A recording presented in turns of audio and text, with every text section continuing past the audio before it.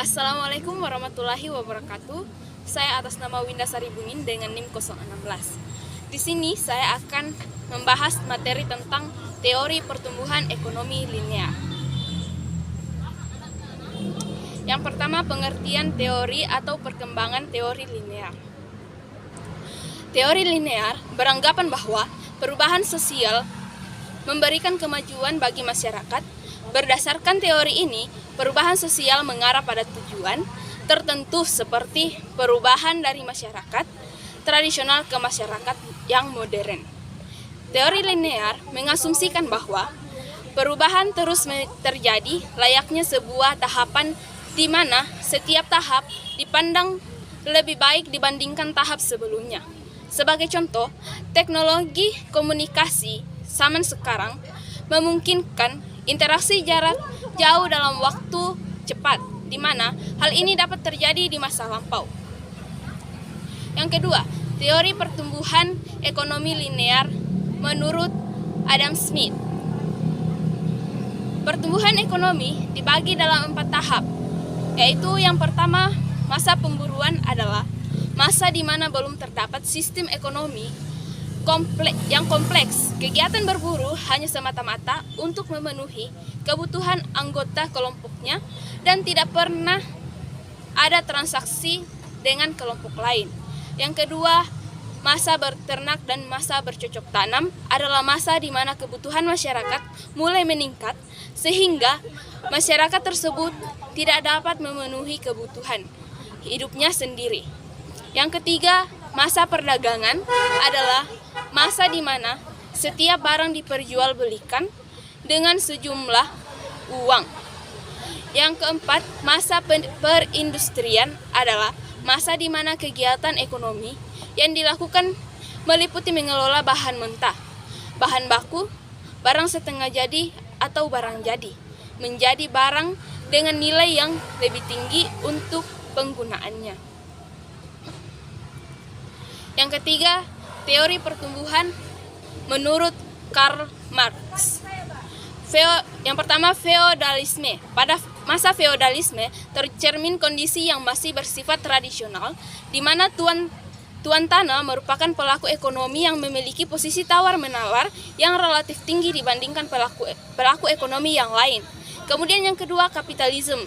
Pada masa kapitalisme, para pengusaha merupakan pihak yang memiliki posisi tawar-menawar yang relatif tinggi dibandingkan dengan pihak lain, khususnya para buruh. Bahkan dalam masa kapitalisme ini, buruh sama sekali tidak memiliki posisi tawar-menawar terhadap para pengusaha kapitalis.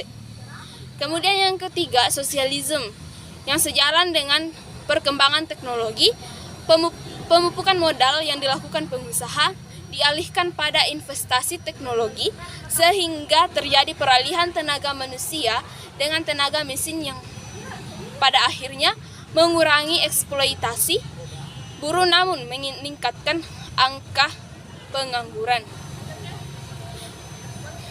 Kemudian yang terakhir, teori pertumbuhan menurut W.W. Rostow, di mana ini dibagi menjadi beberapa bagian, di mana yang pertama itu masyarakat tradisional, yaitu masyarakat yang masih menggunakan cara produksi yang relatif primitif. Cara hidup masyarakat tersebut masih sangat dipengaruhi oleh nilai-nilai pemikiran yang tidak rasional dan didasarkan atas kebiasaan yang telah berlaku secara turun-temurun. Yang kedua, prasyarat lepas landas. Pada tahap ini, masyarakat mempersiapkan dirinya atau dipersiapkan dari luar untuk mencapai pertumbuhan yang mempunyai kekuatan untuk terus berkembang. Yang ketiga, tahap lepas landas.